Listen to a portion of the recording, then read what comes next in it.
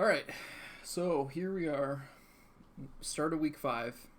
I'm here with Lewis. I did also, we might have Andy, who's of Illinois, join us at some point, so he might pop in. Today we're going to kind of take a temperature where the league sits, talk about some things pertaining to rankings. We're going to go over first here something that people might not remember that's in the bylaws. And then we'll kind of go over some player awards, where it stands at the moment. And then finally, what we'll end with is me and Lou took some time to maybe think through who we think could be in the conference championships come week 14. So I think that'll be hopefully a nice little update on where we sit. Hopefully it's a little bit of entertainment, and we can kind of also flesh out a little bit more of an understanding of the league. So I don't know if you have anything you want to say first, Lou. No, I don't remember what we were starting with, so I don't want to say something because I know it's not going to tie into what we're transitioning into first to talk about. Um, I will just generally comment, I guess, that you and I have talked a little bit behind the scenes that I'm fairly kind of pleased with how things have gone through now 4 weeks. We've had a good bit of activity just in terms of people talking about their matchups or just talking about fantasy football or the league in general, and then following that up with the Debbie draft rights that we did. That was a nice little spurt of energy. Um, there are a couple little bit of timeouts here and there, which is going to happen when you have 100 people in the league. I was hoping to kind of have that number slightly lower because I think some of that was just people that didn't understand what was going on or didn't check in or were Big Daddy Dalton out in the woods doing whatever it is that he was doing there, sending nitpicks instead of submitting his picks. Um, but other than that, generally overall through 4 weeks, kind of more active than I thought it would be, which is good. And then we do have a little bit of disparity still between teams, but I think as we move into conference play and bye weeks in the NFL and things like that, and real injuries that have kind of started to stack up. We'll see some teams kind of separate. You'll get your top. I don't know. There always seems to be like top probably 30 or 35 teams that are like true contenders for that top 25 spot, and then they're kind of everybody else. So I think we'll start to see that break off here in the next few weeks. But all in all, I've been generally kind of pleased and surprised with how things have gone so far.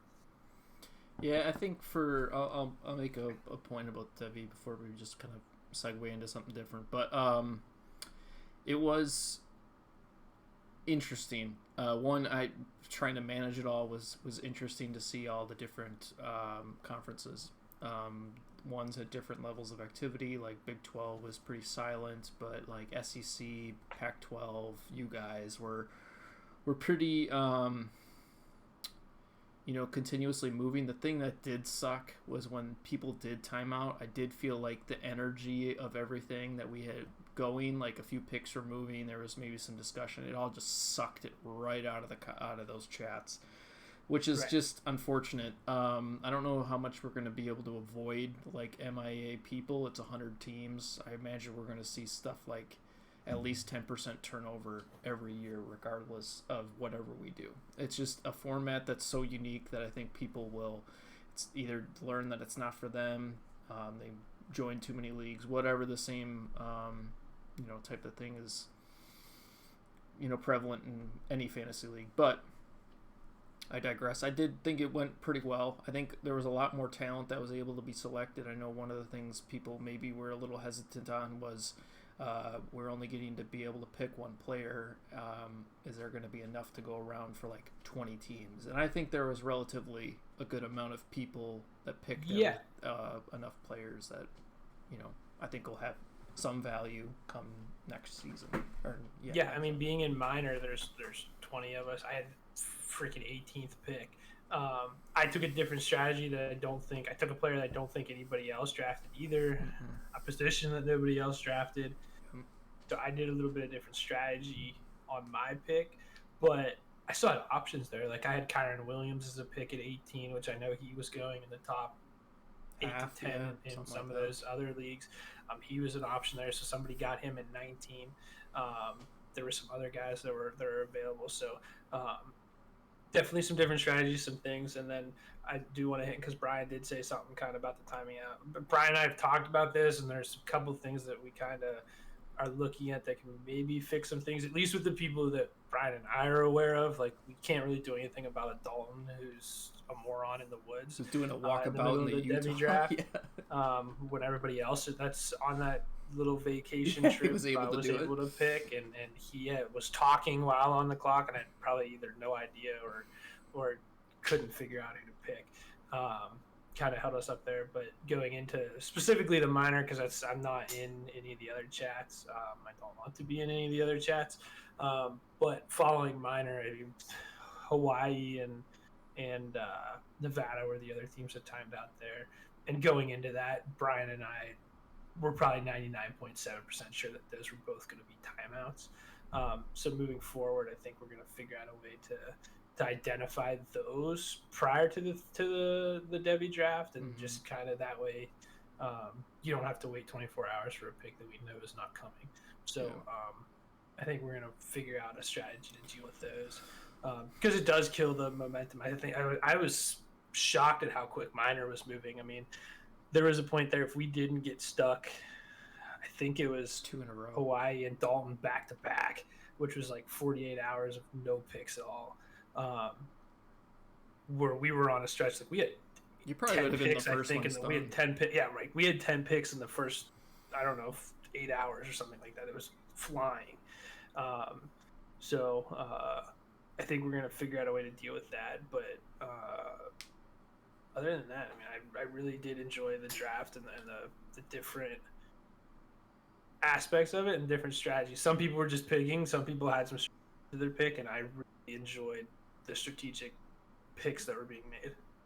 Yeah, what's going to be fun is to see the outcome of it all. Like, we'll see how many people remember that this is just to have the rights to the rebate, and what does that look like once the auction actually rolls around, because we'll see how aggressive people are. We'll see that strategy you think is oftentimes going to be there, that it's just going to elevate the floor, or the price, or people, would they budget it that they can expand their dollar a bit more, or like the strategy you took with the tight end, that you probably think, I'm going to probably get this guy for free or really close to being free, at a position that I could easily just redshirt, and he's going to pay dividends maybe down the line, but it's just kind of guaranteeing you a free player, just to see what all those different strategies are. I think there are quite a few quarterbacks taken, and even a not very quarterback talented draft class expected. So,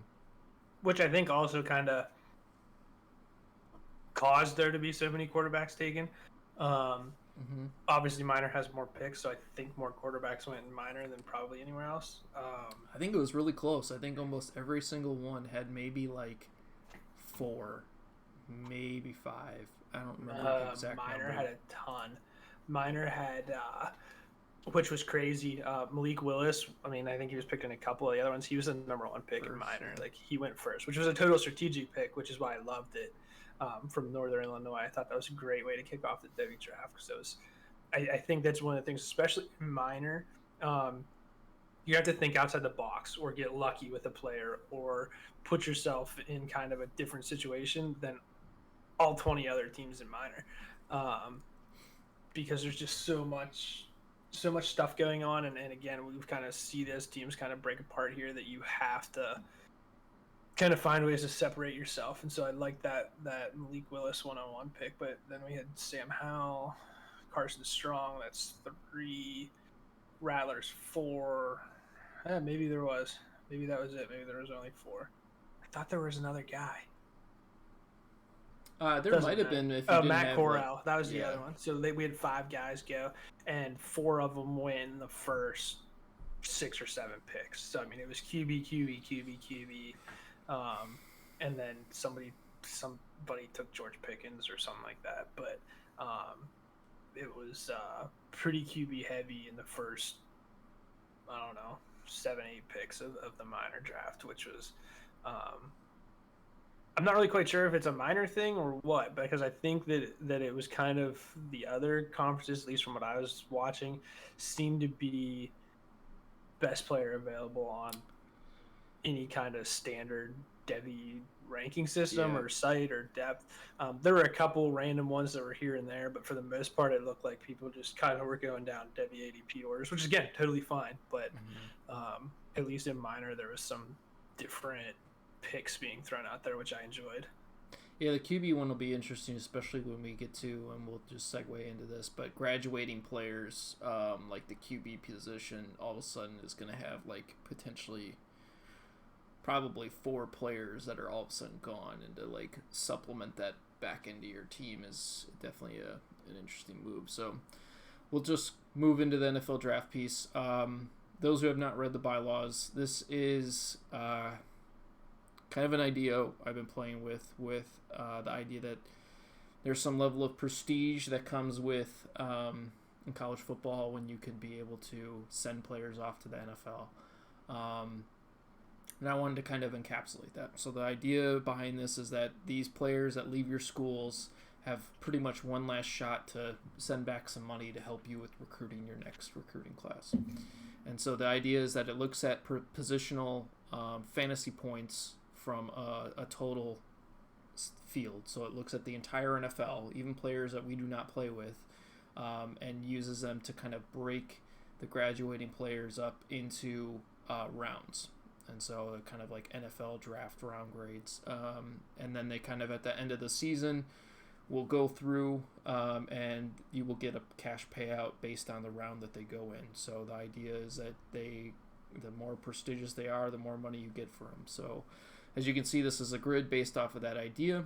There's quarterbacks, running backs, wide receivers, and tight ends. Round 1 is the top 8 of any position. It's kind of like the top copy kind of opinion of it all. Then there is the top 16, the next round, top 24.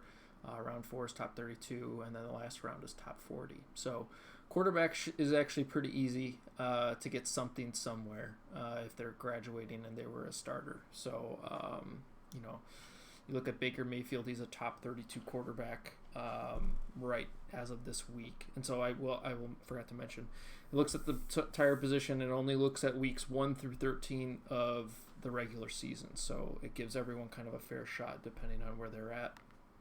And this is just kind of taking a temperature of where they currently sit in points. So quarterbacks out of the graduating class, so this is the 2018 draft class in the current NFL, they're expected to graduate. With the exception of Deebo Samuel. Yeah, and we'll talk about the Deebo Samuel copy. Yeah. But I was making sure that you didn't lump him in, but yeah. Yeah. So quarterbacks, there's kind of a stuffed at the top. Sam Darnold's been a surprise this season. He's been playing really well. I think he's currently has more points than Josh Allen and Lamar Jackson, which I don't think we necessarily expected. I don't know how much it'll hold over for the entire season because I think it's a lot of rushing touchdown dependency, which comes and goes from week to week. Running back is Nick Chubb, which is kind of par for the course. He's been a very steady guy. Wide receiver tight ends has been DJ Moore. The Deebo Samuel copy is a player award, so Deebo is a junior. He is NCSU is North Carolina State. Their copy currently is slated to graduate because he is getting a National Player Award, which we will go over in just in a few minutes. With that, if he does graduate and NC State does not keep him, he will warrant a first-round draft capital grade and fetch some extra dollars for it. So running backs, Saquon Barkley, round 2, Edmonds 3. There's nothing for quarterbacks or wide receivers and tight ends in those rounds, so they don't have anything. Round 4, Mayfield, nothing for running backs, Dalton Schultz, Calvin Ridley, which kind of surprising Calvin's so low, but the position's kind of saturated at this point. And then top 5 to round it out is Nyheim Hines and Kirk. So I think it's kind of par. Like you get the temperature of which teams are having those players produce. They're more often than not like the Deebo Samuels, DJ Moore teams. They're pretty highly ranked so far this season. I don't know if you have any comments on that piece. Yeah, no, I mean, I think the Deebo Samuel one's probably the most interesting one here because a lot of times, again, you're planning on losing them. So to get something for practically nothing that you can't, I mean, you're not going to get these guys next year, is nice. I don't, I think it would be, I mean, it's still early. You could put up some ridiculous stats for this to change too much, but I don't think it's going to be something where, like, I don't know how many guys there's 3, 4, 5, 6, 7, 8, 10, 13 guys. I mean, I don't think it's going to be something where we've got, when we look at this in a few weeks, there's 30 guys on this list. I think it's going to be a solid 13 and to maybe like 15 guys, something like that. With the exception of the quarterback play, any quarterback that's a senior, I think is going to end up on that board as long as they play. Because top 32 or even top 40 is relatively easy. But like the other guys, I don't see too much. You might have some guys, Nyheim Hines might fall off and get replaced with somebody else. Same thing potentially with like a Christian Kirk. But like I said, I mean, I don't think it's going to be like this massive thing where everybody's worried about it, but or everybody's going to get a benefit back from it. But it's definitely something that I think this probably will help people as we progress here, like into next season, where you can have, an idea of what kind of guys could fetch you some extra money. It's always one thing to be like, oh yeah, go and go, okay, I might have, some of these teams, some people might have Lamar Jackson and Saquon Barkley, so they're getting an extra $9. Which will help them just reload, right. If like they're Colorado State, who's got both Josh Allen and Lamar Jackson, so they're both out the door this season. He's gonna at least right now would get $10 to like help fill that gap if he's needs to. Right. But as you can kind of project this stuff out, so like at the end of this year, you can look at where some of your other guys might rank out and go, okay, this guy has the potential to bring me $5 next year. This one could bring me, and then that way you can just plan things out a little bit more, especially with, again, tying into like the Devy draft and things like that, who you get a rebate on. If you get a $20 rebate on somebody, Colorado State would have been, I don't know who he took, but he should have taken a quarterback. In the Devy portion of that, you get a $20 credit on a quarterback, then you can get another $10 here from the quarterbacks that you have that are leaving. That's $30 at the quarterback position you could throw on top of what you're already going there. So he could end up with, again, probably a shitty year to pick a quarterback or to need a quarterback, but whoever comes out on top of that crop there, you've got a free $30 essentially to throw at them. So I think stuff like that, paying attention to it, is definitely extremely beneficial. Yeah. I will also use this opportunity to talk about potential player-instigated transfers. So there's 2 examples currently. They're both in the Pac-12, coincidentally. But in the rules, there is this clause that if a player is performing really well to the same type of degree as the NFL draft grounds, just the 1, 2, and 3. So if they're a top 4 player, top 16, top 8, they're in different brackets. But if they're performing well enough, ideally they would be getting field time. They'd be on the field starting for your team. And if they aren't, they might be looking for greener pastures come next season. That's just how kind of college football would operate in a normal world. To kind of give that illusion of like player choice and players dictating things which wouldn't normally happen in a fantasy season, we have this clause where if they aren't getting that playing time, they can ask to be transferred.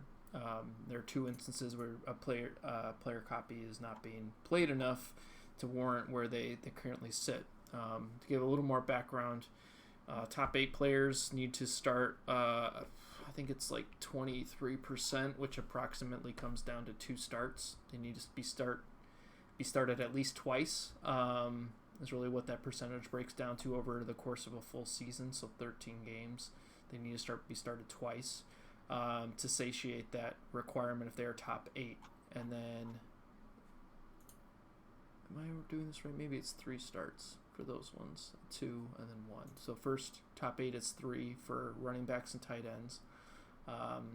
Top 16 is 2, and top 3 is 1. Quarterbacks are 1 staggered higher, so 2 starts for a quarterback in the top 8, 1 start in the top 16, and then there's nothing for top 24. So the Darrell Henderson's examples, he is currently, I think, the 24th highest scoring running back, so he would fall into that third tier, so like where Chase Edmonds is an example. And he hasn't been started by Boise State or Stanford as of this season. So this is more of a reminder for them that if they don't start him at any point in the season and he maintains at least top 24 position for the running backs for the entire NFL, they will go out and ask for a transfer at the end of this season. Now, if they do ask for a transfer, Boise and Stanford do have the ability to retain them. I think it's like $20 the first time to keep them. Yep. Or actually, it might be $5 because I think it's based on the tier. So the lower the tier, the less the money. Whatever, I'll have to remember. It's in the bylaws.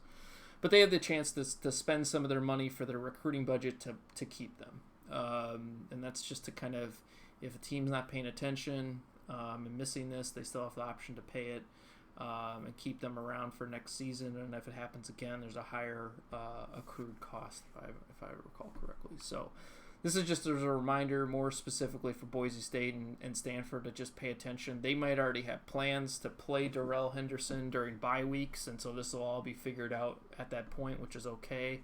But it's just something we wanted to highlight, that this is an actual thing that could happen, and that people aren't caught unaware. So yeah, I think we'll be all right. I'm not quite sure why Boise State hasn't played Darrell Henderson. He's probably a better option to be in that lineup there.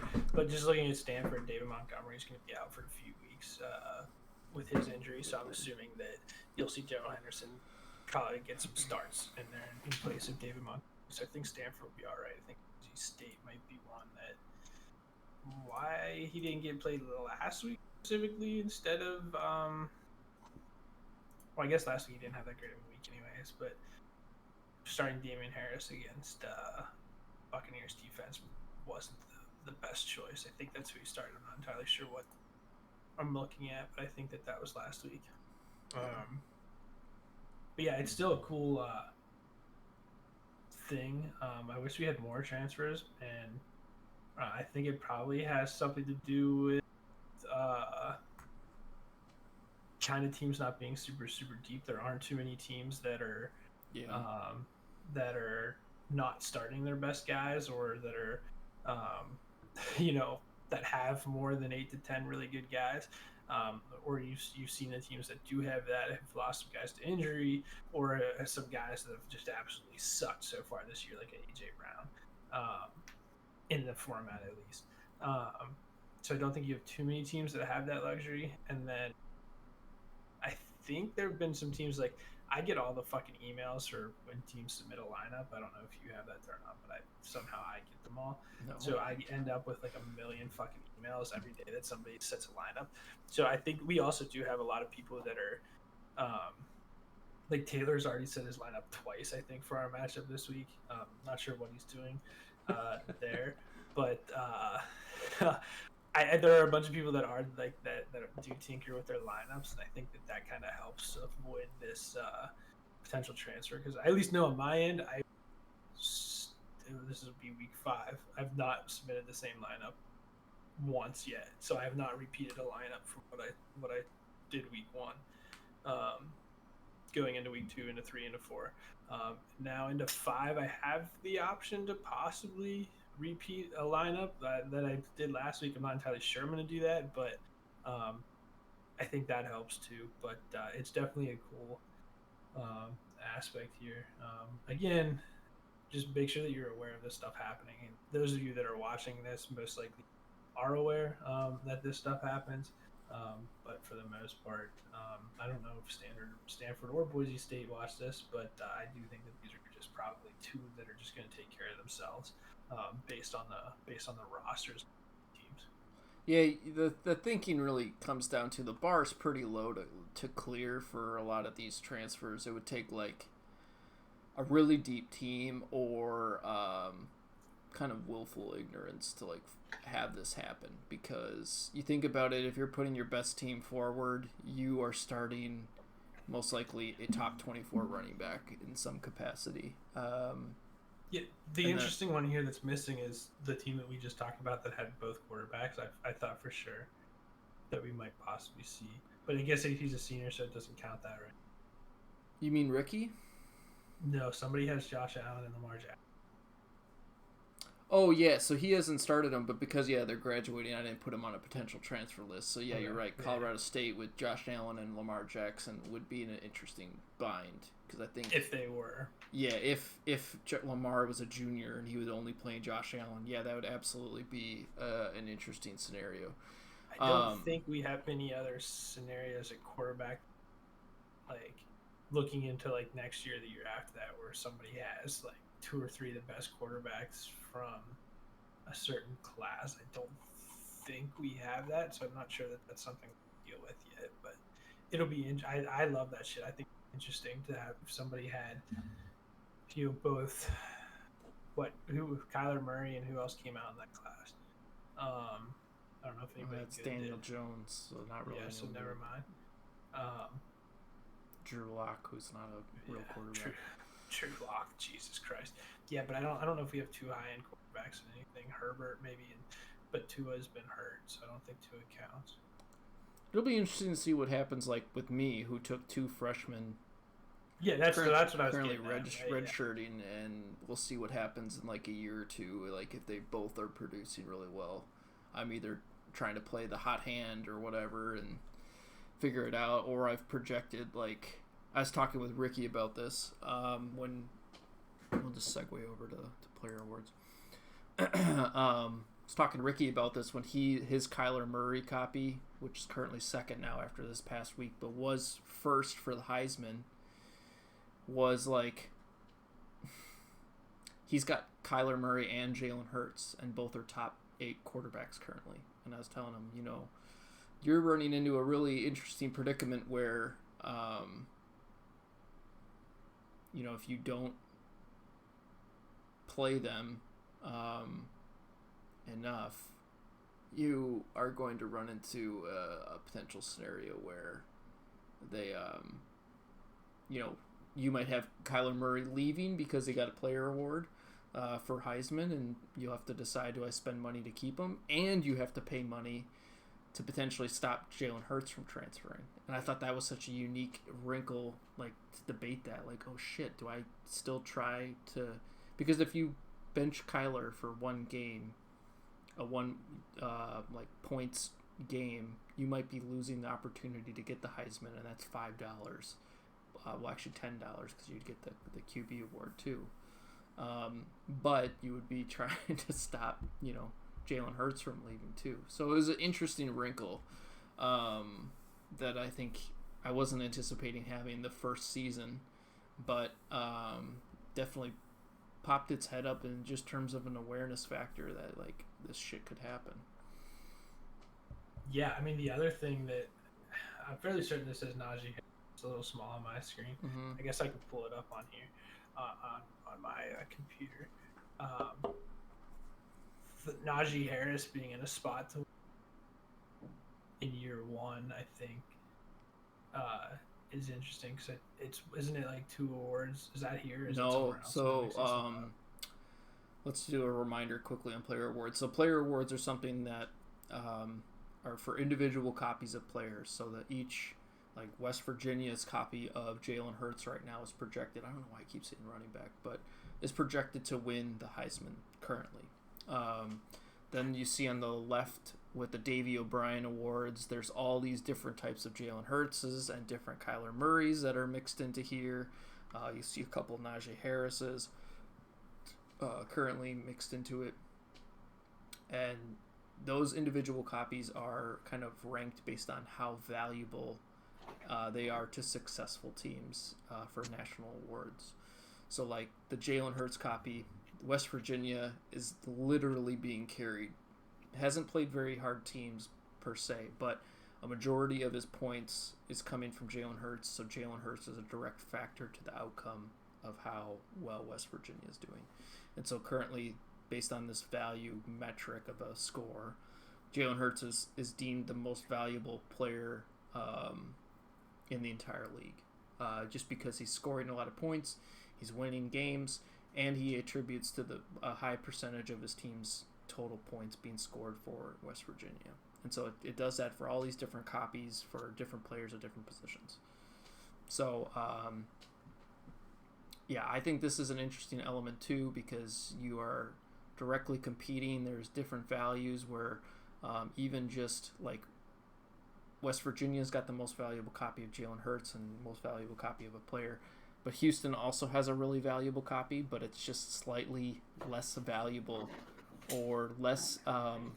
his team is less reliant on Jalen Hurts than what West Virginia's is, and that is the difference between West Virginia's Jalen Hurts being the Heisman and Houston's. So that's some different dynamic. We also have conference player awards, which is all conference looking at players and how they stack during conference play and doing the same type of thing, but it does not account for wins. It just looks at the points and the percent of the team's score during those given weeks. So, but how that breaks down and what Lewis was talking about is that if a player gets one national award or two conference awards, they, after their third season in the league, even including red shirts, will trigger a early declare for the draft. And so, like, if we go back to the Deebo Samuel copy for NC State, he's currently projected to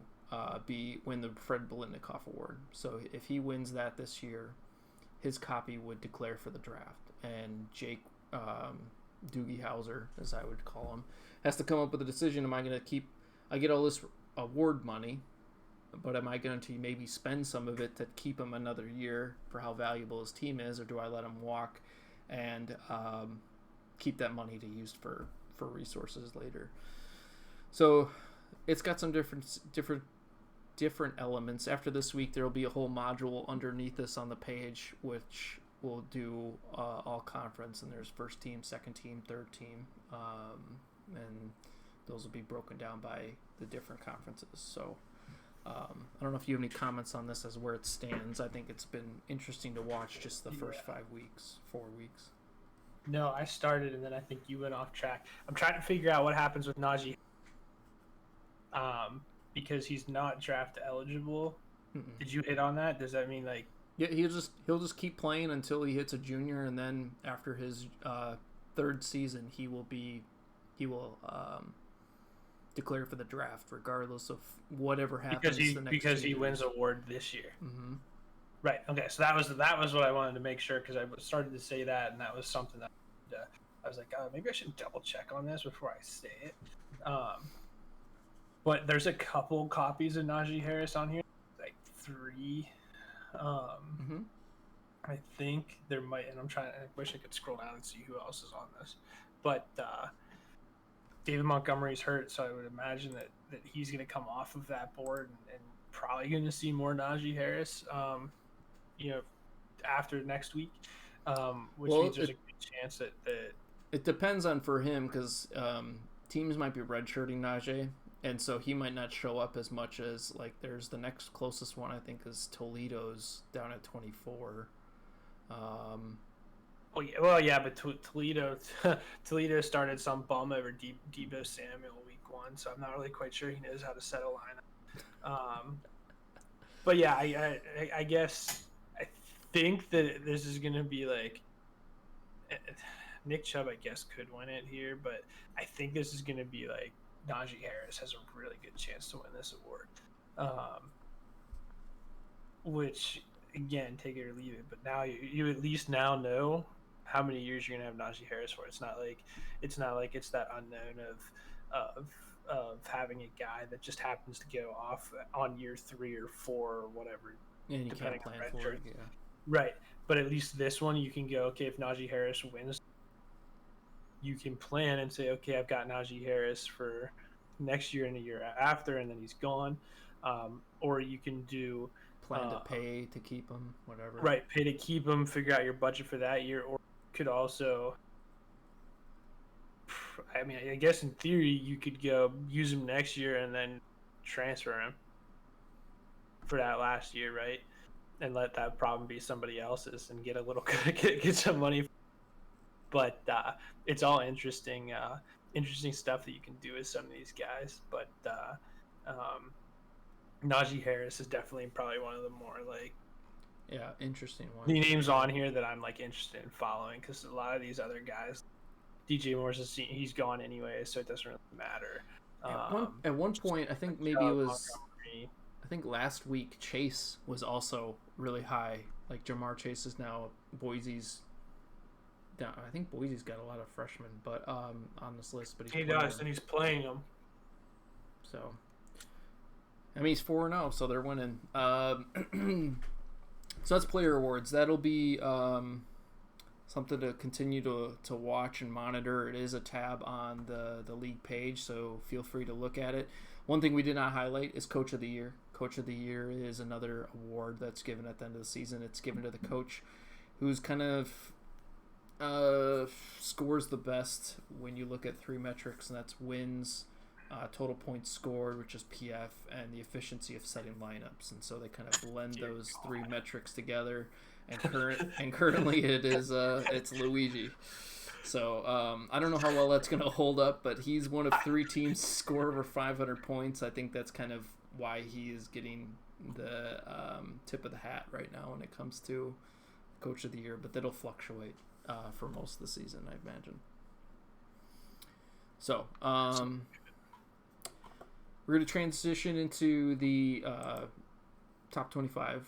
But first, we want to kind of go back and look at what we had at the beginning of the season. We wanted to highlight what we had put down before, and why that's important is because it's interesting to see what teams the group thought were going to do well and kind of gauge what that means. Teams that aren't doing well are teams like bed shitter Matt Martin of Oregon. His team has fallen off a cliff.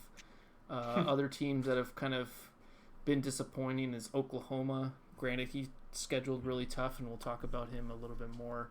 Nevada's been a bit disappointing. I think even Notre Dame, we had Notre Dame on here, but he's 4-0, but I think the point totals that he's been putting up are a little disappointing. Memphis is a team that's been disappointing for sure because I think their Falcon stack just is totally hemorrhaged that team. I think he had Pitts, Ridley, and I think he had Gage too, and all of them are doing terrible. They all did terrible. I mean, the whole team did terrible week 1. Yeah, so and they're just bad. Yeah, Memphis is now in a hole because of that. Iowa State is a mixed bag. I think they only won. No, I don't think they've won a game. Maybe they've won one, but regardless, me and Lewis have had issues with the coach there, who's no longer in the league, coincidentally. But they've been a disappointment. We should honestly open that team up to let somebody run it if somebody knows somebody that's interested. Yeah, that's true. If anyone knows anyone interested, Iowa State's open and available to have someone take it over. I'll gladly let anyone in. The buy-in's already paid for. They can do whatever it is. The team's halfway decent, but has had some rough luck and had a interesting individual. So yeah, this is kind of where we sit. This is some teams we highlighted during preseason over on the right to kind of look out for. Some of them have actually done pretty well. But here's where we sit as of end of week 4. West Virginia, Virginia Tech continues to stay. I think he's been up at number 1 for like 2 or 3 weeks in a row now. Surprisingly, San Diego State has vaulted up. I don't even think we had them in a top 25. No, they weren't. I think that was one of the things where I said, on the original top 25, for me having my entire foot in the minor conference, San Diego State was a team that I talked about specifically because so many people were putting like Big Daddy Dalton in the top 25 at the beginning of the year, and some of these teams and I noted, I think from the very beginning, that Buffalo and San Diego State were the two best teams in the conference. San Diego State's first couple weeks of schedule, they just shit schedule, I think, is why they didn't show up. But then they've started to vault the last couple weeks because I think they played better teams and they scored a shit ton of points.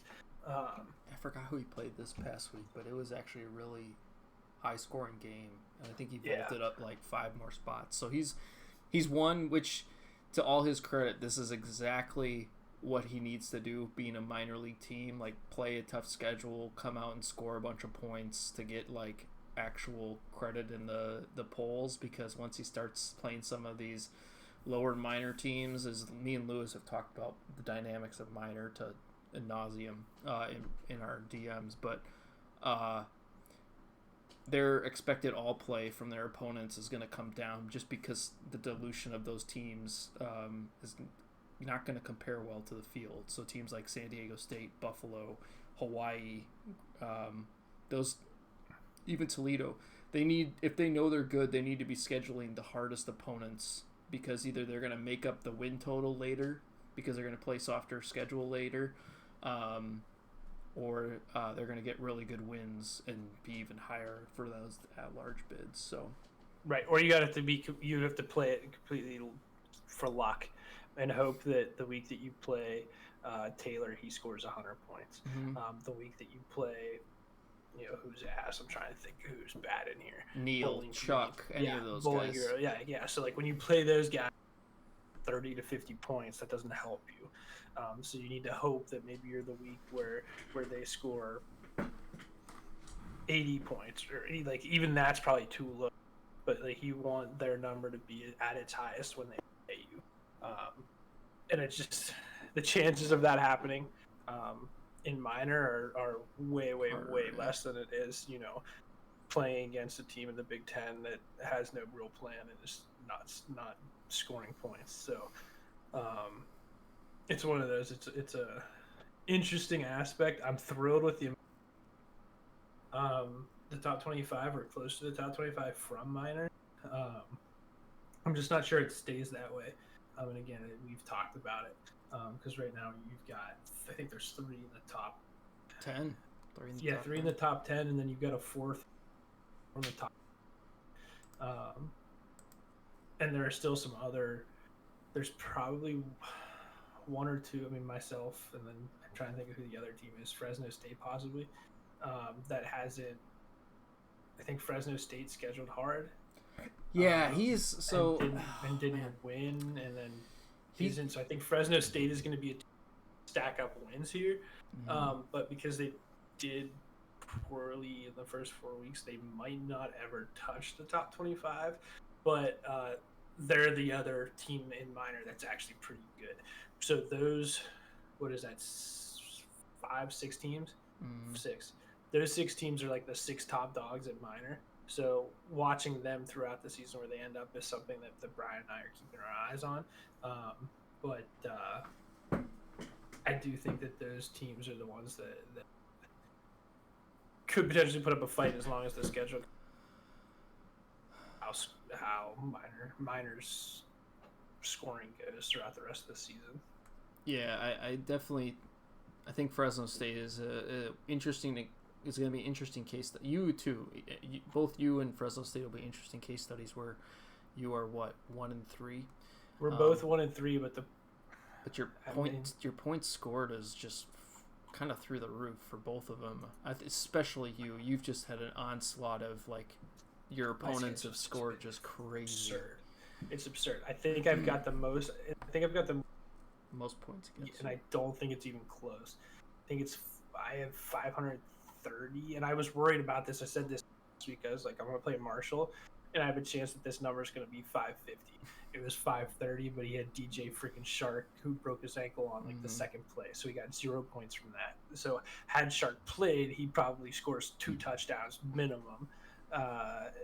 Puts me well over 550. I don't know if there's another team. I think Oklahoma is probably the closest. That's got over 500 points scored against them. And again, I didn't even try to plan my Like, I wanted a tough schedule, but I was trying to pick teams that I measured up well against. So, like, if I was going to score 115 to 130 points a week, I was trying to pick teams. What's happened is I got teams that are scoring that. I just happen to get them in the week where they score 150. And so that's kind of crazy. Yeah, there's nobody else that has over points scored against. Yeah, that is crazy. Which is absurd. So my numbers are probably go up, but the problem is starting 1-3. It's going to be a matter of how high can I climb back out of here. But again, I'm thrilled with the amount of teams. Honestly, kind of like, does a minor team even have a shot? Like, and to have one sitting at second overall 4 weeks in is pretty nice. And to have 4 in the top 15. I don't think it ends that way. So just a disclaimer. Oh yeah, here we go. I don't think we end up with 4 or 5 teams in the top 25. I think we might end up with like 2. And then the rest, the other guys are probably in the top 40, which I think is probably pretty good for year one of the minor, especially with the massive amounts of disparity that are in it from the startup. I think it's going to take it some time for that disparity to probably close up the gap there, making the minor a little bit more competitive. But again, I think everybody's learning here, and you think even Brian's learning about depth, because I think Brian gave me a hard time on my team, but the depth that I have is more important than having a Deebo Samuel or a DJ or that stuff. Yeah, the depth has been definitely more of a factor than I thought. I think it would be more of a factor if this league was like best ball for sure.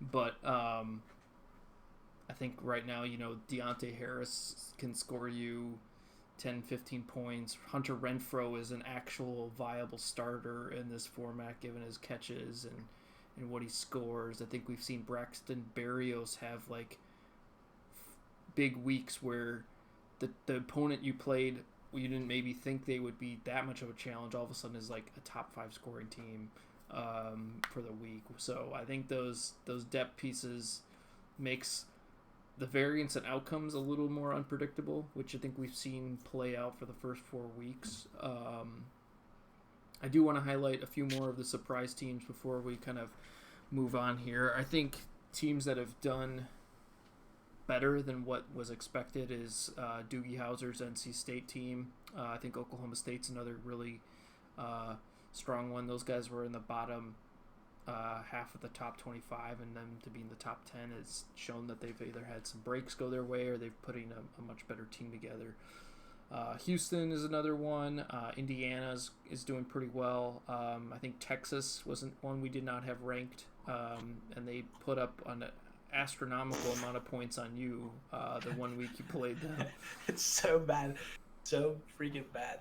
But yeah, I just real quick on Indiana. I think Indiana was a team forth because we obviously talked about the conferences here in a little bit.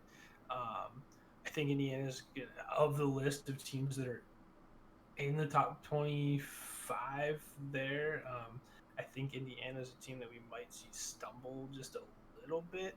I think injuries probably more than anything because there's not massive amounts of depth there. Relying on David Montgomery, who's not going to be out for a few weeks. Having a Damian Harris who started out hot and is now cooled off practically. I mean, I think he went for -4 yards the other night. So I'm not sure he's useful right now or trustworthy. So I think Indiana's in a tough spot, depending on who they play in the next couple of weeks, to maintain their top 25 ranking. But it was just kind of a team that I kind of wanted to just hit on. They've done very, very well. They have a bunch of good pieces, but like as bye weeks kind of roll in, the injuries that they do have, it's going to be an interesting, because it's week 4. David Montgomery potentially could be out for 3 or 4.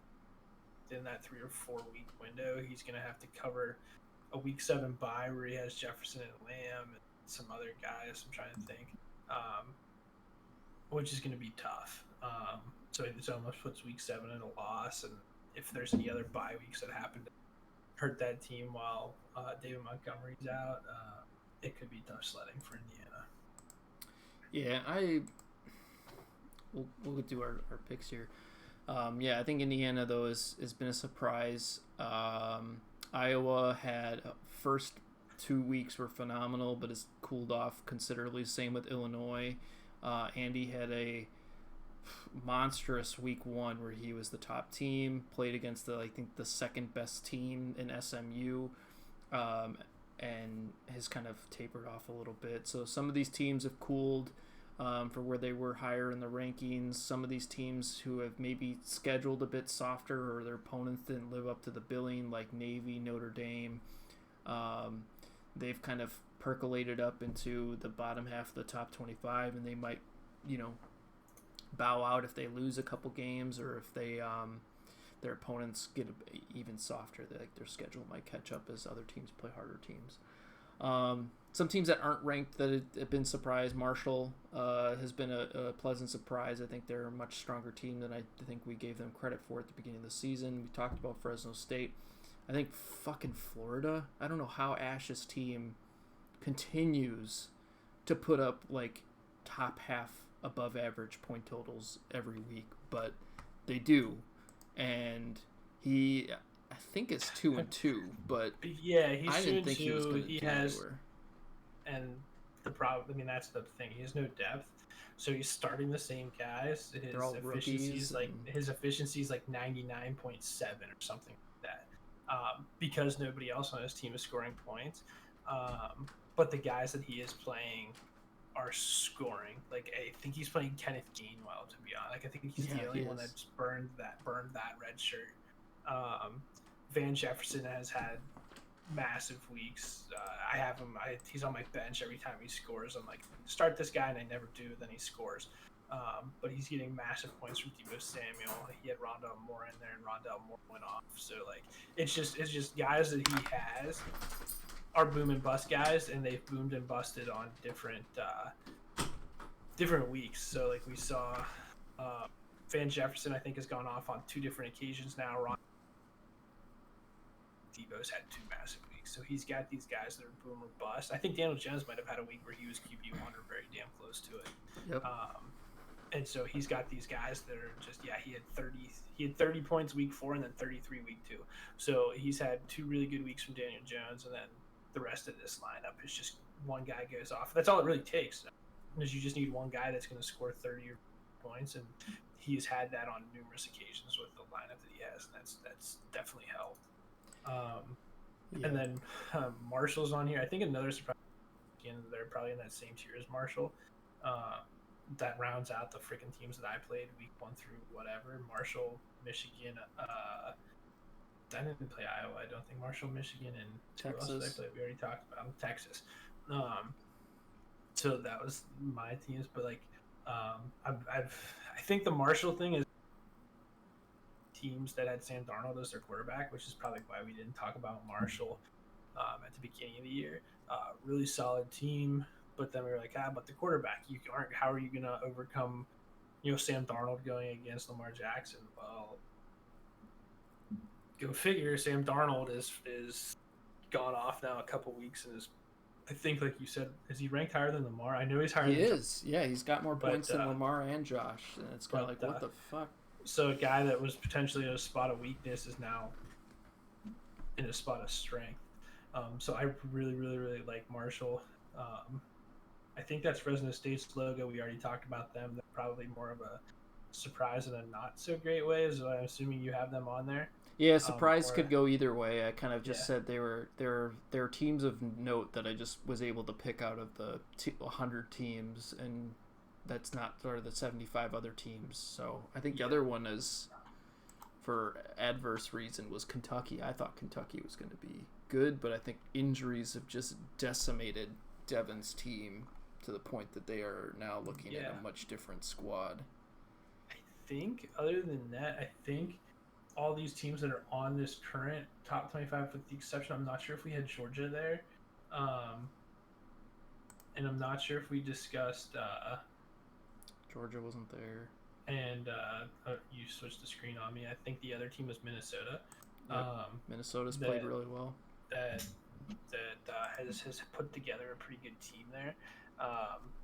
They've got some guys. I'm not sure that they're actually starting these guys. I think it's just a Saquon Barkley and then the 4 or 5 wide receiver tight end kind of combo there. But again, it's a team that's, again, we probably didn't talk about them because they had 4 weeks. Daniel Jones said 2 weeks where he's above 30. So it takes these teams that have some pretty good running back wide receiver depth and then didn't do anything back. And, you know, maybe this is something we have to evaluate as we kind of move, not you and I, but like as owners within the league. Because I think it was one of the things that when we had Joey on here in the preseason, Joey was talking about, you know, is the quarterback threshold, like is that difference between quarterback 1 and quarterback whatever, is it massive? Is it worth the extra money? Is it this? And we kind of went back and forth on different reasons of why it potentially could be more beneficial to have a Lamar Jackson, but this where it's like, okay, maybe it's not. It might not be this year. Like, I think we've talked about this whole disparity thing. I think maybe in future years that quarterback threshold will come up as the other team, as a good teams acquire depth, and if they happen to have a Kyler Murray, it just makes them that much better. Because like teams like Notre Dame have been carried by Kyler Murray.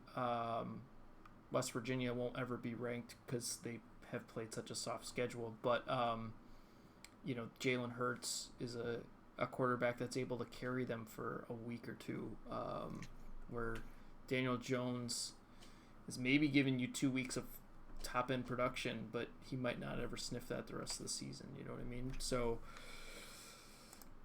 I would bank on Kyler Murray having more 30-point weeks than Daniel Jones. And so what does that mean? Right. Like Illinois has Kyler Murray and is able to put up that monster week 1 because of Kyler Murray pretty much. And so sure he gets some output from other people, but I think for the most part, like, the staple of his quarterback is going off for 30 instead of like maybe, you know, 15 to 20 points. But and that's the thing too, is maybe you just need to have more than 20. Like maybe that's what you need from the quarterback position.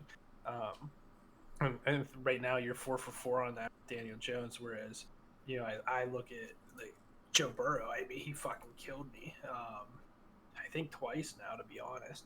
Or if you're starting like Trevor Lawrence or any of the young week quarterbacks, 2, he scored 12 points, right? Yep.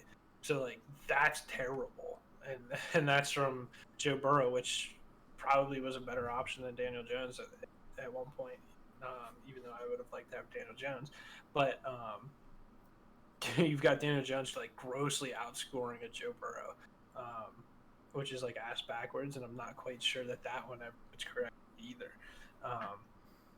So it's an interesting thing to kind of keep in mind, that the teams that are on here that weren't top 25, that in the top 25 at the beginning, and I'm without knowing this off the top of my head, I bet Georgia has one of those quarterbacks too,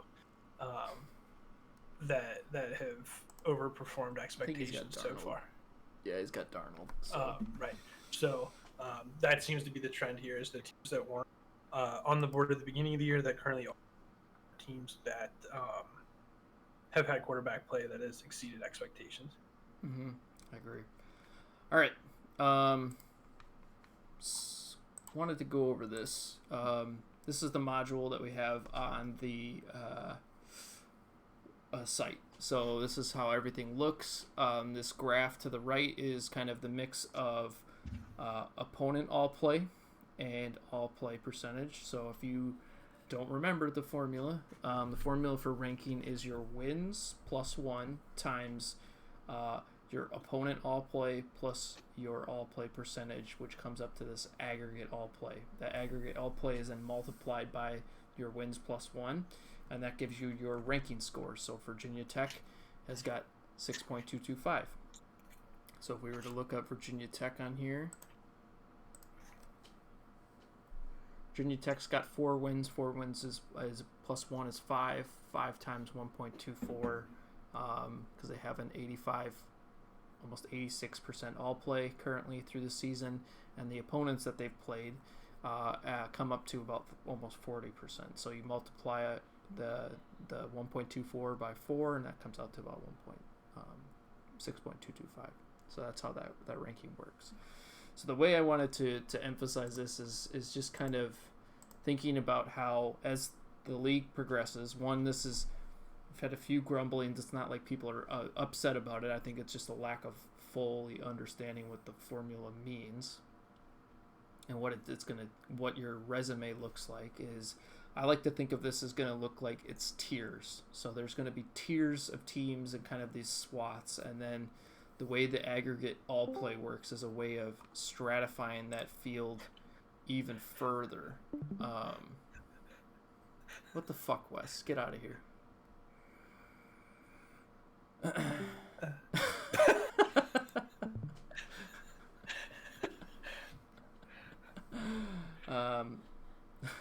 Wes just popped into Discord and then left. So it breaks it out into tiers. So teams that win 4 wins are put on a tier, and then their aggregate all play acts as this modifier to kind of weight their wins or the teams that they've played on their win total. So the way I look at it is kind of this thing to the side is that there's teams that have 4 wins, there's teams that have 3. If you are getting an aggregate all play, so your opponent all play and your all play percentage for the season add up to 1, that means your score would be 3 for the ranking, and you would be kind of right in the middle of that circle.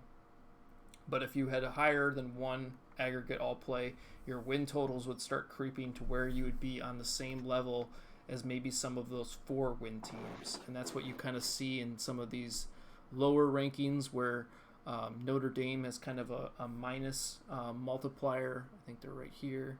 They're 0.91, so they're on a 0.11 scale, so they're on a lower than 1 kind of plane for 4 win teams. And then you look at UCLA, and UCLA is probably up here. There they are. They're 1.13, so they're a bit higher for 3 win teams, and they kind of come up to the same point with their scale. So I like to think of it as tiers. As there's more wins that are being aggregated or accumulated throughout the season, these tiers will get more and more dynamic, where you will maybe see 2 wins overlapping. That's why Minnesota, who's all the way up here at 1.47 currently, is almost to the same level as a 0.91 Notre Dame. So something to think about. It might not make a lot of sense, but there is some method to the madness when it comes to how this ranking system works. It's to kind of really reward teams that go out of their way and schedule a tough road. They put their wins at jeopardy, and they still performed really well. That's how those are the teams that are going to get up at the top of the rankings, is the way to think about it. So teams like Stanford, who's got 1.44, that's why they're ranked 4th even with a 1-loss game. Or Oklahoma State, I think, is right here. They got 1.34. So they've scored at 78% all play. They've played an above average opponent slate. Because they're a good scorer, they've played a tougher schedule. They're getting their wins weighted more than like Buffalo or Duke or Georgia, where they might have played a slightly softer schedule. So right. This is no difference than the real, college football, right? Yeah. Like when LSU and Alabama play the top 10, the loser doesn't fall down out of the top 25. They usually drop a couple spots. And that's just the nature of the thing is at 2-2 Minnesota, if they line up against 4-0 West Virginia, Minnesota's probably the better team.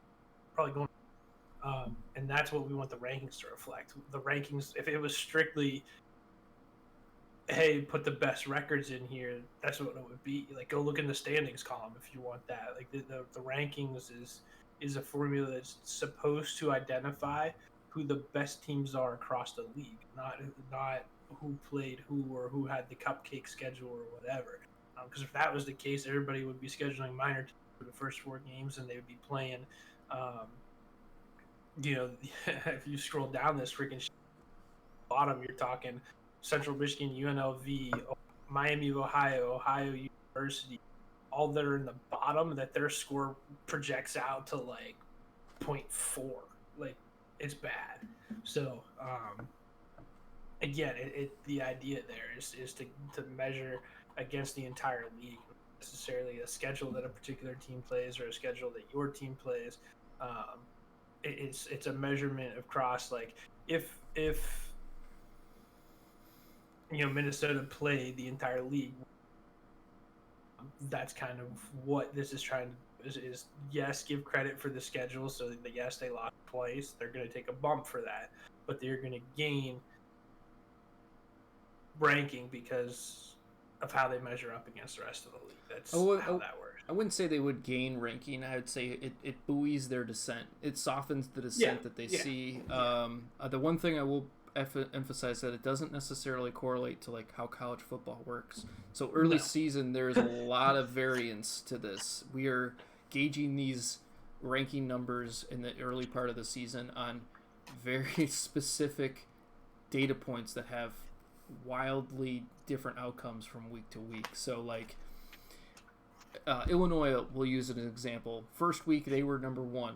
They were up there, then they lost one game, then they've kind of percolated down as they no longer just played the second best team in the league that had scored, which was SMU that after week 1. So his score has kind of faltered down as we've gotten more information on what this team actually means. The goal of these rankings, as we've kind of emphasized, is that we want to know who the best teams are and who have gone through the toughest challenges by end of week 13 and even conference championships. So this is the way it works. There'll be some big changes. They'll get less and less. The noise will get less and less. The variance, how much teams drops, will get less and less as weeks go by. But is that my brown dot? Sorry, I got distracted. What's that? Is that my brown dot? Yeah, you're up at the top. Motherfuckers. See, so if I had won, I'd be number 1, essentially undefeated. Now, I don't know if you would have been number 1, but you would have been way up there. If you were 4-0, you probably would have been number 1. 1.41 is higher than what these other guys got, but that's insane. Sorry, I just got distracted. I was like, that can't be my thought. Is that my thought? And fair enough. Yeah. So yeah, I posted it in chat actually that today the teams that have played the toughest or have had the toughest schedule so far is Lewis's Western Michigan. Oklahoma's played a brutal schedule. Tulsa's had a very tough schedule, even though they haven't scored a lot. Have played a very tough schedule. Army's played a tough schedule. Oregon State, while even bad, has played a tough schedule. They've played some really tough opponents. Florida State's up there. I think Wake Forest is also a really close one. Ohio State's another one. Minnesota, who's that 2-2 team, they've had a 75% all play, but then they've also played, their opponents have been above 70 as well. So he's just played a brutal schedule too. And I think if he was undefeated, he'd be higher than you, Lou. So yeah, well, I think with the exception of my week 3 fucking shit show that occurred, if that didn't happen, my dot would be even higher. Like, my dot would be to the right and higher, but I only scored, I think, 70 points. I gave up. I benched the players. I told them to get on the bus. We're going. Yeah, get on the bus. We got by whoever that was. I don't know who it was. I think it was Texas. You got blown up. But I think it was week 3. My team just every other week I've been 118 to 130 some points, and then for whatever reason week 3 was like 70. I don't even know if I made it to 70. That was just chaos. That was the week Joe Burrow might as well have just played on the wrong or played for the Bears. Didn't you play Joey week 1, right? Yeah. So Joey's the only team that isn't in the top 30 that I played against, and he's my one win. So and he's not actually been a bad out either. He's actually played pretty well. I think his dot is actually pretty high up here too, if I can find it. But we'll quickly go through the different conferences just to kind of show the breadth of what these teams are. So the ACC. Yeah, we're supposed to keep this to an hour, remember? Yeah, I know. We're slowly slagging. No real surprise. The top team, Virginia Tech, is off to the right far. Wake Forest has had some really tough opponents. We've got this group that's kind of played a softer schedule. They're all ranked. Even Doogie Howser has barely played a 40% opponent all play. So yeah, they got some different groups. Big Ten has been interesting. They've been kind of all across the board. Minnesota we've talked about. Indiana's been good, but Michigan, Notre Dame, Navy, Northwestern. Don't know why that color's different. These three right here are all undefeated, but they've all played really soft schedules. So we'll see what happens with these guys as they get into conference play. I can't imagine they stay undefeated, but they could be well on their way to bowl games, and maybe that's all they care about. Big 12, they're farther up to the top, so they played a lot tougher schedules, it looks like. They've got Tulsa, Army, Cincinnati, Iowa State, Kansas State, Oklahoma. Baylor's played tough. Oklahoma State's played pretty tough. So looks like Big 12 has actually played the toughest non-conference so far. Minor. Could definitely see this pocket of teams that are all in the below 20% all play. It's something we've been mindful of. You got this group that's played a somewhat hard schedule, but have all played really well, and they've all been ranked. I think these three teams are all ranked, yeah. San Diego State. Buffalo could actually be in trouble with this kind of low opponent all play of 30% as they get into the group. They might actually, if they go undefeated, would be really tough pressed, I think, to get an at-large bid. Whereas, yeah, I think Buffalo's probably ranking. I think they're at 7. yeah. I think it's hard for it'll be to hold people off. Even honestly, even a San Diego State. They're close because I don't know what that number is because the screen's too small on my end, but they're probably around a 1 point. They're 1.23. Yeah, I was gonna say I was gonna guess 1.2, but as they flirt with that 1.0, that's gonna be an issue for them. So the biggest thing is they're all obvious. I think they play each other. Well, actually, San Diego State doesn't cross over. So I think that they're probably going to have a tougher time because at least Buffalo, Toledo, and Western Michigan are all on the same side.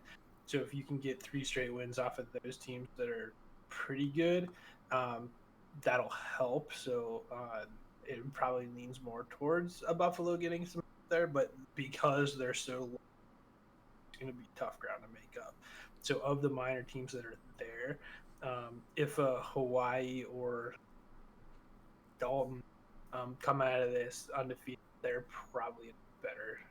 They'd definitely be in a better situation than a Buffalo. Yeah, Buffalo maybe should have scheduled one more like tougher opponent, even if it didn't get him a win, might have pushed his opponent all play a little bit higher to make him feel a bit more comfortable if he's going to stack up wins. Yeah, I think San Diego State does probably situate just a tad better because he's got Fresno State, Hawaii, Nevada's, even New Mexico is not a half decent out. They played almost a 50% all play, so that'll maybe buoy what they score. But yeah, it might be tough for some of these teams if they go undefeated to hold an at-large bid because that's the only way they get into the playoffs. Pac-12, there's quite a few teams in the top right or near the top right here with Stanford leading the way. You got Utah, Colorado State, USC. Washington's been kind of surprising team with Russ. Who the fuck's the orange dot? That's Oregon State.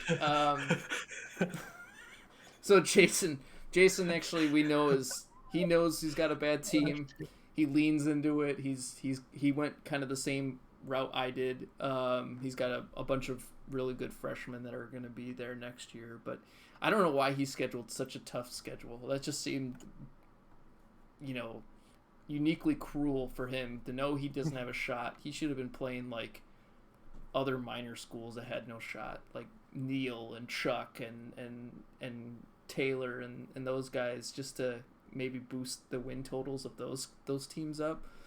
But it's brutal. It's buoying him to stay off the bottom, just like some of my ranking is too. But yeah, he's quite an albatross to be all the way over there. And then SEC, they're kind of all just mashed into this space. I don't remember what their liked opponents are, but all the top teams are it's just kind of a crapshoot. Besides maybe Georgia, who played light, and then there's Luigi, who's actually pretty close to some of these other teams, but just has played a softer schedule. So he's lucky he's scored so many points to kind of keep him up there, because he could easily be outside of the top 10 if he lost the game or didn't. But if you didn't know, I am keeping track of like bonus recruiting dollars for next year. The account for the game of the week recruiting dollars that you acquire, your wins schedule that was from earlier this season, and it's got the projected awards. So like Luigi's projected to be coach of the year, so it's got that in there. So you can kind of see maybe how much bonus dollars you're going to get from in-season stuff. So there's a lot on this rankings tab. Check it out if you haven't. Ask questions if you don't know anything. There's a bunch of filters here that you can filter things down. You could even I want to look at the top 50 all-play teams, and it will filter them all just for that group, and you can see where people are. That's cool. So yeah, that exists. You can compare. You can go all the way down to see which teams, like the lowest team to have over 50% all plays, Arizona State. That could be unique. Could mean they're due to rise, whatever. But yeah, that's the module. Hopefully that makes a lot more sense. And then we're going to try to get this done in 15 minutes. Lou and I looked at the conference teams and kind of put up some projections. I maybe picked a little bit contrarian just so we didn't have the same choices for everyone. But maybe just highlight why you chose those teams in the ACC, Lou, and I will do the same. Yeah. So just looking at, I'll start with Virginia Tech pick. They're the only team in the entire ACC that scored over 500 points. There's not many teams in the league, but to score that amount of points, really kind of really frightening number for was that his lineup efficiency is only 80%, which means he's not even setting an up most of the time, and he's still able to score 500 points. So to me, that kind of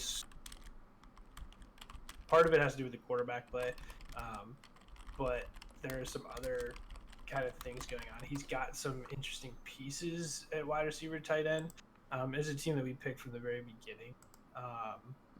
It's going to be a hard, especially now that week 7 when I don't even know if he's starting Herbert over Darnold right now. He might. But when you were looking at this team originally, like, quarterback points are going to go from 25 to 30 and drop down to like 15. Well, that could technically not be the issue here. And then the rest of this guy, I mean, he's got 3 running backs. Josh Jacobs hasn't done anything yet, so we'd like to see him kind of rev things up and get going there. That gives him 3 of the probably the best running backs in the format, and then you're to pair that with 3 of the best wide receivers, and then he's got Andrews, Hawkinson, some other guys that he can play there. So I really like Tech because again, a lot of points. It's still potential for points. So even if somebody gets hurt or something like that, that works. Then I went I guess that's, I don't even know if this is the Atlantic coast. I guess they're that's not the Atlantic. I thought Yeah. I went with Louisville. They're kind of 2-2. I don't think they're super great, thus far. But I think in terms of like how teams match up, Boston College wasn't.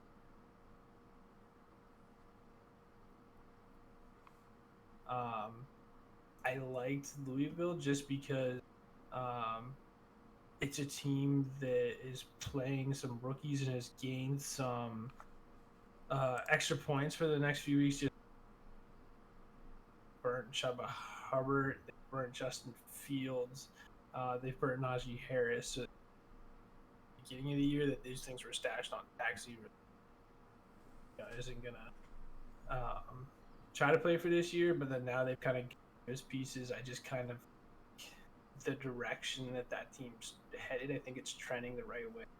Whereas I think what's his face, North Carolina State is your pick. I don't even know. I guess not. Never mind. I just looked at the screen. But I kind of the direction that those teams going. Still scoring a good amount of points, 427 points.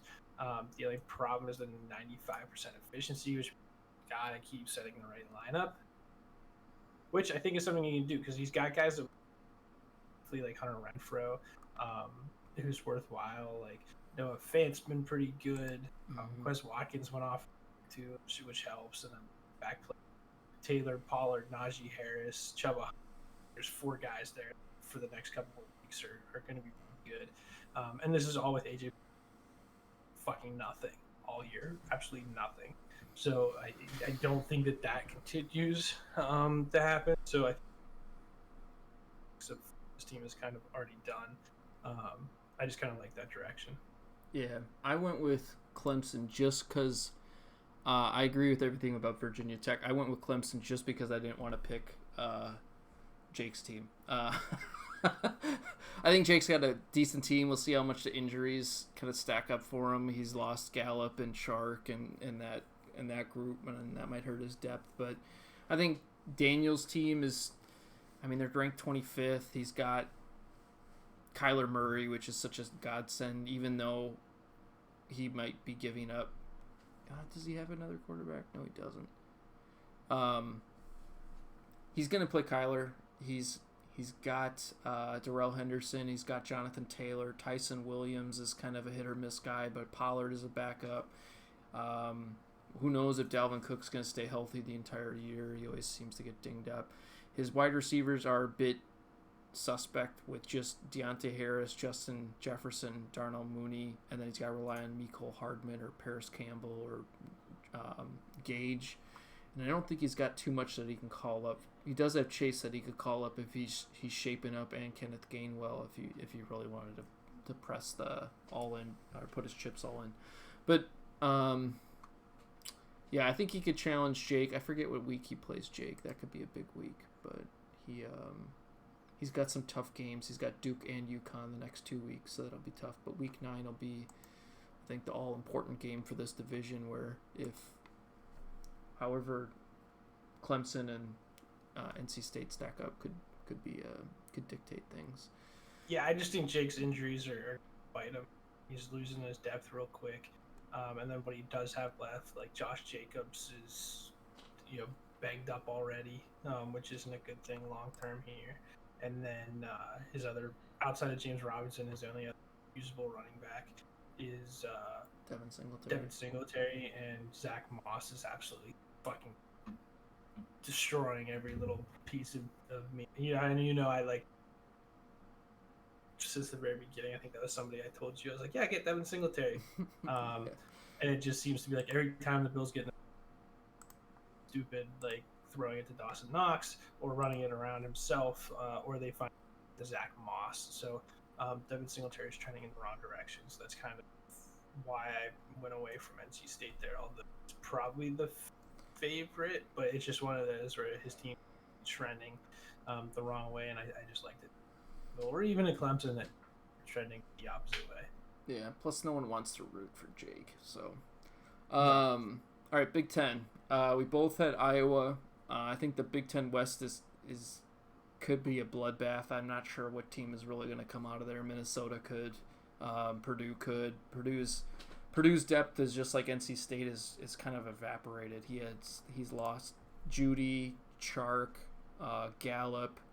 He all in the span of 3 weeks. So I think we were touting his wide receiver depth earlier in the year, and it's kind of evaporated very, very quickly. So he's got to rely on like Mark Andrews, Darius Slayton, Deontay Harris, Chase Claypool are now his number one options at wide receiver. So that's pretty scary and makes it much harder to like feel confident in Purdue. Illinois could be one. Maybe Notre Dame rights his ship, but I think even his depth is starting to get challenged. Ricky's depth. He's only lost Dobbins, but Metcalf, Mooney, Reagor, Hunter Renfrow, Laviska, and then he's got Chase Edmonds, Clyde Edwards-Helaire, and that's his team. Yeah, I really like. These teams are good, and I had a chart marked, and I think this was the one conference where I sent my options back as like crapshoot. I not for this particular division. I picked Iowa pretty straight, but the Big Ten conference is pretty rough. I'm not really quite sure what happened. How everybody in this conference has got a tough team. Probably because of the strategy you took, where you didn't take anything that was scoring points, so those guys all went to another team. I think you see.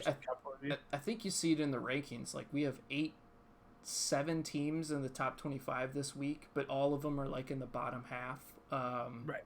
So it just kind of shows that there's no like real big world beater teams. Like I think the conference champion is going to be the only one that comes out of the Big Ten. I don't think there's really much of a shot. No, you're not. It's gonna. This is just gonna be somebody, and it could be. This could be somebody that comes out of here with like 4 losses or something like that. Yeah. Like right. So I don't think that's out of the question. I went with Iowa. I really like their team. I really like their depth, and it's a super young team, which like with the exception of Lamar Jackson, it's a team that's playing rookies and got some good pieces and some surprising guys. So I really like Iowa, and they've scored a lot. 43, I think is tops in that West, with the exception of Minnesota, might have scored more, but not by much. Minnesota's also scored a higher, tougher schedule there, but I like Iowa.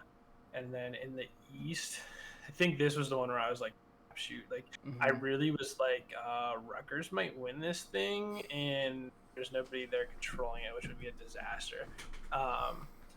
But I went with Michigan. Michigan, familiar with the team in the setup. I really would have liked to pick Indiana, but I talked about them very briefly when we had the top 25 up there. They've scored the most points in the Big Ten, I believe, total in Indiana, but it's a team that's just trending in the wrong direction right now. So it's hard to pull for them.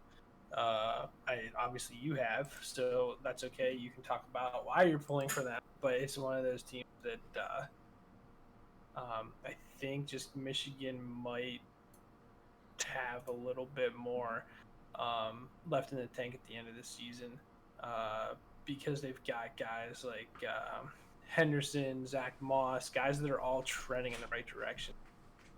Henderson was banged up, but he's got Sonny Michel, so that's like a massive combo there. And then he's still putting up wins with guys like IU didn't fucking nothing for the first 2 weeks. Claypool's now hurt. Russell Gage isn't doing anything, but he's relying on like the Hunter Renfrows, Calvin Ridley's, Deebo Samuels, even Mike Gesicki's usable. On top of the guys that he's lost, I think Michigan's done just kind of a really good job acquiring depth, and I like the pieces that he has a lot. Yeah, I think the only thing that really does, I chose Indiana partially just to have a contrarian from Michigan, because I think those two were probably the most likely to come out of the East. Maybe Penn State, but I think Penn State's depth's taken some hits. David Montgomery is a bit concerning. I don't remember what their schedule is, Indiana's, for the next 2 weeks. They have Iowa and Purdue, so yeah, it's going to be tough to get through the next couple weeks without them, so they might be out of contention like with 3 losses by the time even that comes back, and they would be hoping for like some help, like someone chips away at Michigan or some other teams. But I did like his depth at wide receiver. I thought it was better than Michigan's. He's got like Jefferson, CeeDee Lamb, Jacoby Myers, Darnell Mooney, Cortland Sutton. Like, I felt even with Montgomery, maybe there's a chance that holds firm. He also has to rely on Sam Darnold to continue to be like the world beater that he's been the last couple of weeks. So Rutgers, we mentioned them. I don't think they have the depth to continue on the breakneck pace that they got. They only have 2 running backs, only has Baker Mayfield. I think things are just going to catch them. eventually, or catch the computer eventually, I guess. Yeah, 'Cause that's what what I I'm was like. saying. The computer always knows, but I think the computer will probably have a hard time fielding a team some weeks for that team. Yeah. But they're scoring points, which is the crazy part about it. And we both had Iowa, so we're on. So Big 12.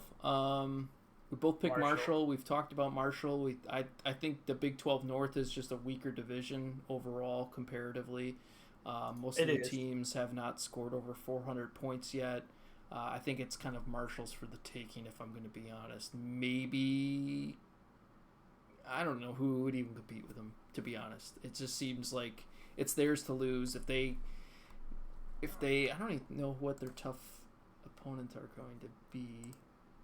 I think it would possibly, you could throw SMU and Baylor. So he's got 2 tough games to start the cross conference. So if he walks out of that with 2 wins, he could be set pretty well. But he will at least get shots at all these teams, where he could lose 2 games and still be division champ. But I hope Army manages their team. I just too many players are than he.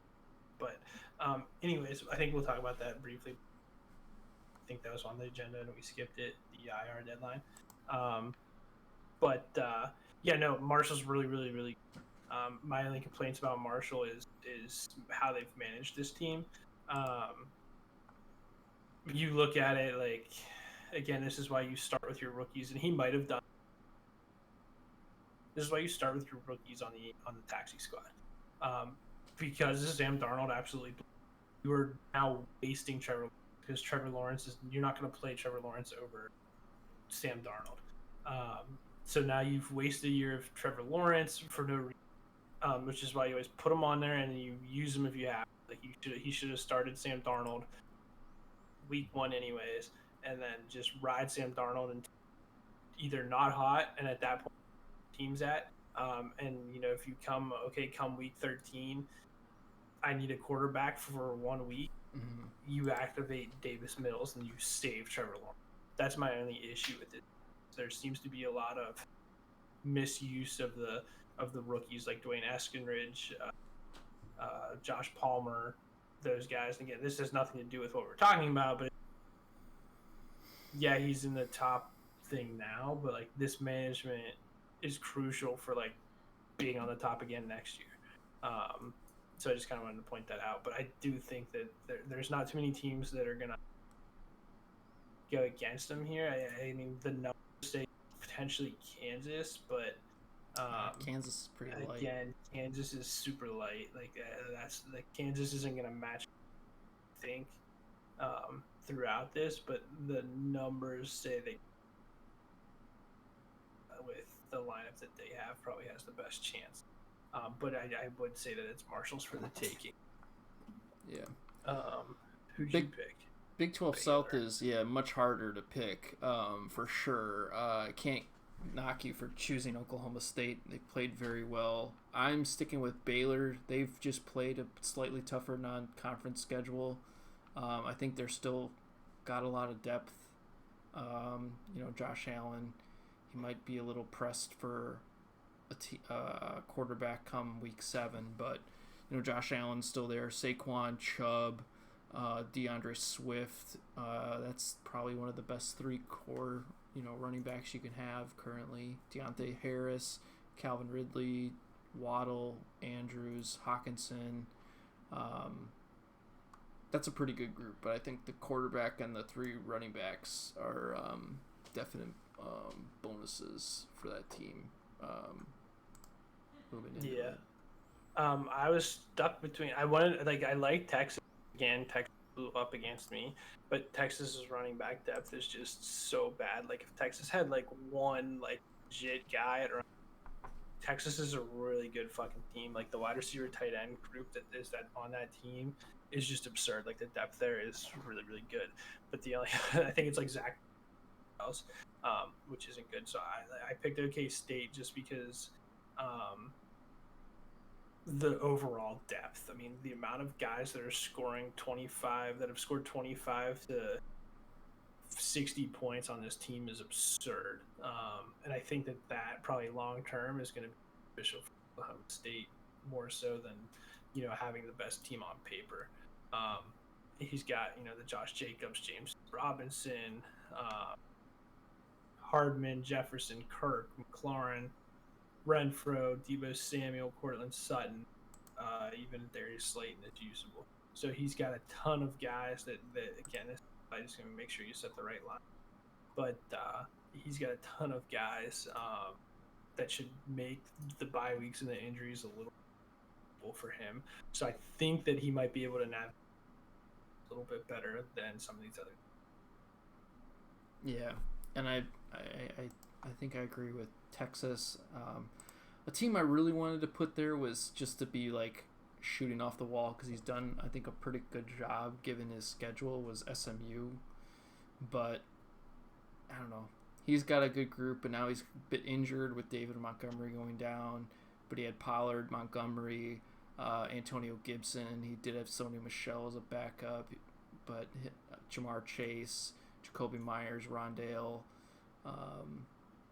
Some of those guys are going to score points, especially being Kyler Murray being his quarterback. But we'll see. I think that division could be a bloodbath. Pac-12, we both picked Stanford.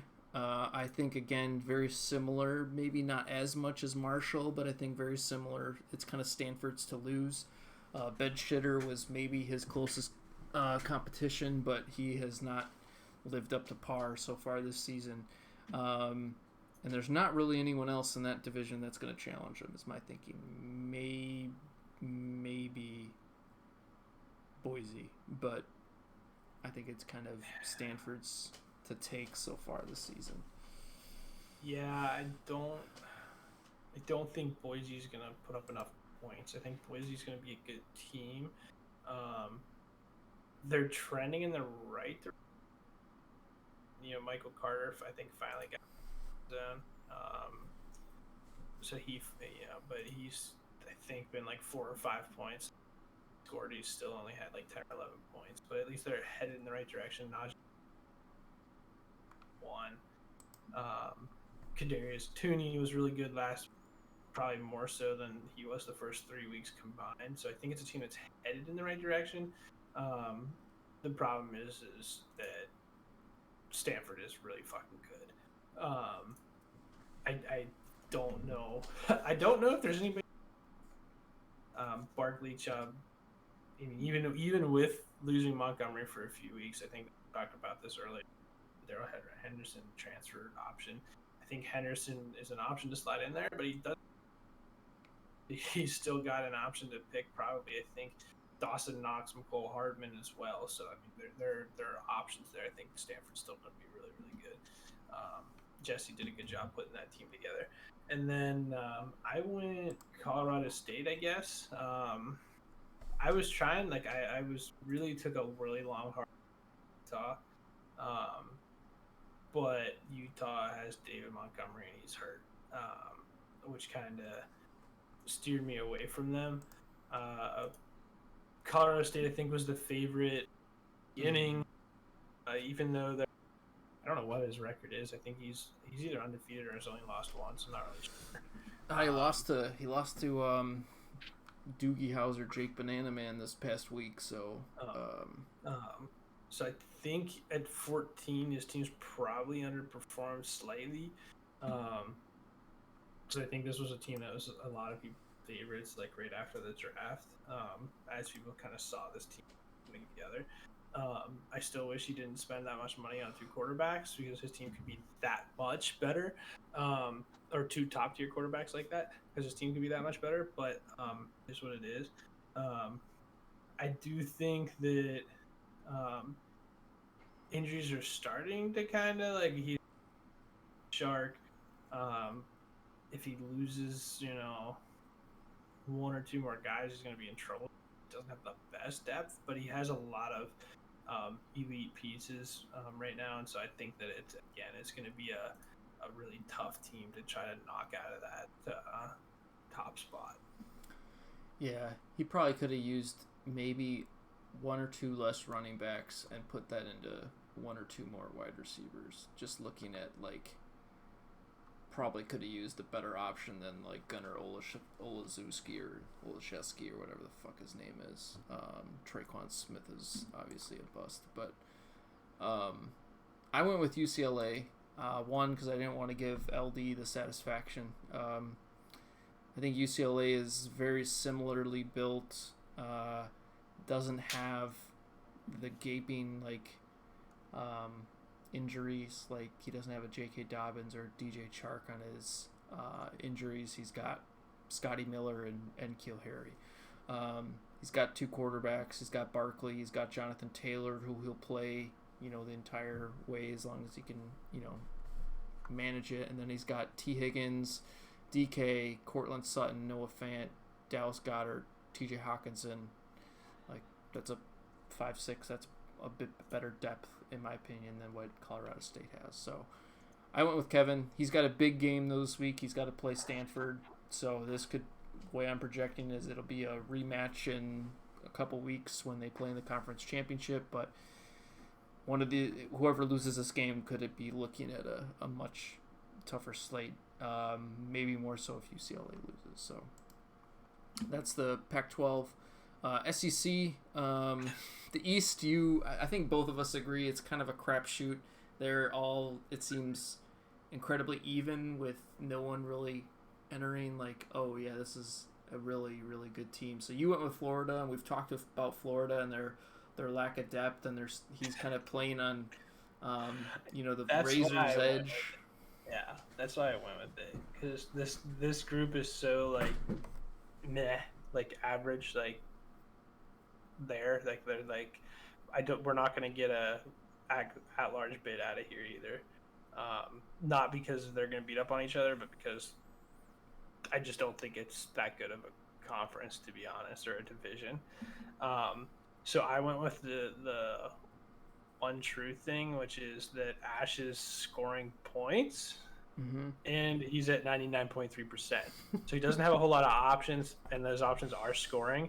So it means that he's less likely to fuck this up, as opposed to someone like Kentucky, who's scored 385 points, but has only been 76% efficient, which is, well, he's also lost. I'm not gonna lie, probably one of the lower efficient. Yeah, but he's been done in a lot by injuries. So like one of his players, like Tua, goes out. He's now all of a sudden doesn't have a quarterback in and getting like a 0 for that week. So I'll give him a pass for having low efficiency, because I think he's got Tua, Chark, Gallup, Hamler, Judy all out on IR already. Right. So I don't think he's got a shot. He would have been probably my team I picked had this not happened. But I went with Joey. That's a joke. I only went with Joey because he knows the format. He'll make the decisions he needs to. He's got Mac Jones, the backup, Hurts, but he doesn't even have to play him because Hurts can play the entire way for the division, because he's got a week 14 bye week. But is that why he did that?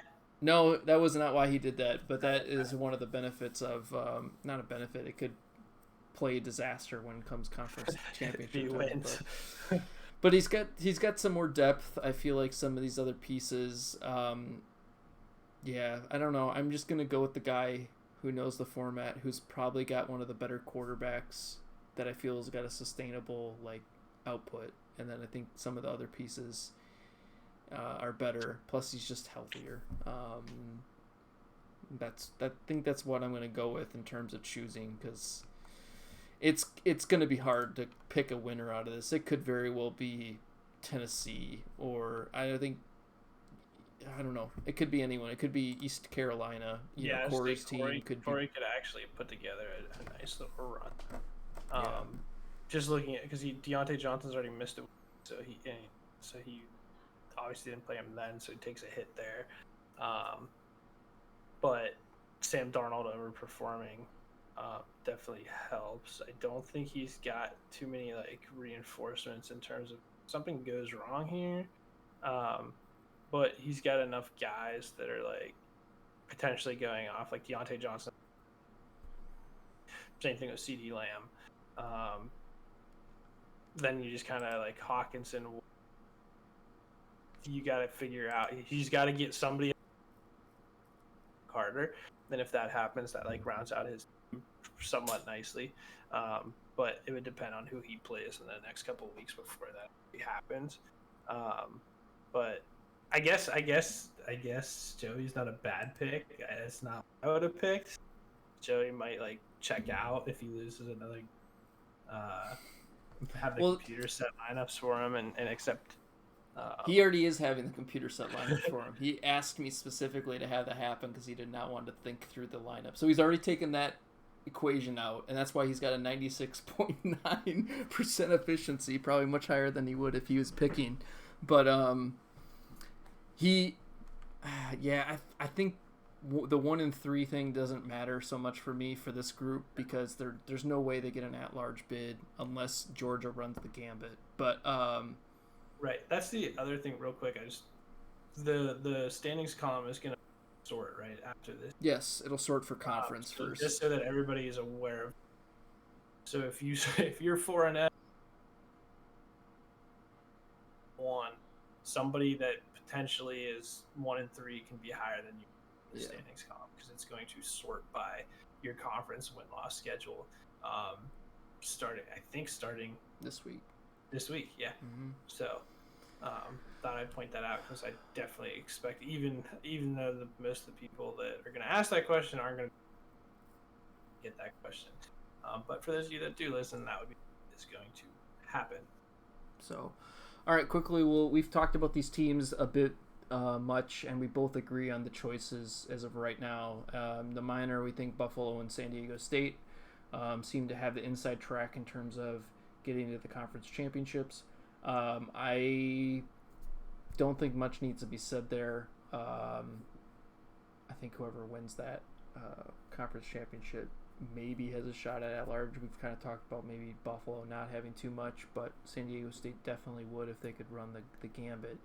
On the right is teams that I felt currently based on where they rank and their record, and if they were to run the table or do very well in division conference play, that they might have set themselves up well enough that even if they don't win their conference for an auto bid, that they have a pretty realistic shot where it stands as being a at-large bid.